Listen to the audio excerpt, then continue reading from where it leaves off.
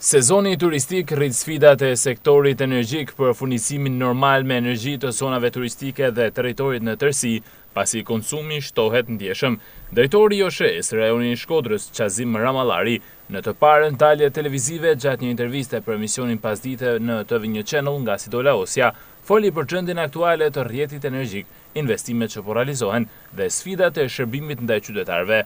Lajmi mirë për Shkodrën është që më në fund Velipoja do të jetë 100% në rrjet 20 kV. Jemi drejt përfundimit, punë jave, mbaron i gjithë investimi 20 kV i Velipojës. Gjithashtu po zhvillojmë dhe trajnë stacionet që janë në Dedaj, në Bog dhe në Ndërlysaj, që dhe kjo një zonë shumë problematike e njohur për Shkodrën dhe për gjithë Shqipërinë do të marrë përfundimisht një zgjidhje shumë të mirë dhe nuk do ketë më asnjë problematik për stakimin e energjisë elektrike.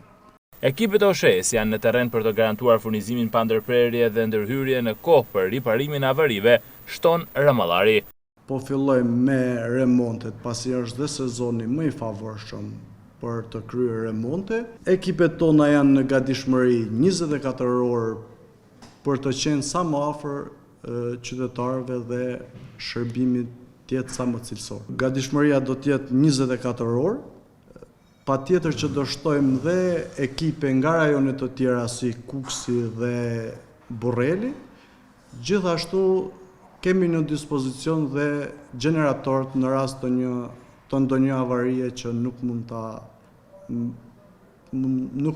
ta mbulojmë me rrjetin tonë elektroenergjetik. OSHE do të ketë edhe një paketë investimesh që përfshin rikonstruksionin e linjave të amortizuara, përmirësimin e kabinave elektrike dhe fuqizimin e infrastrukturës për të ulur problematikat në furnizim. Në fund ai nënvizoi angazhimin e OSHE-s për të përmirësuar vazhdimisht shërbimin ndaj abonentëve dhe për të përballuar me sukses sfidat e një prej rajoneve më dinamike në veri të vendit.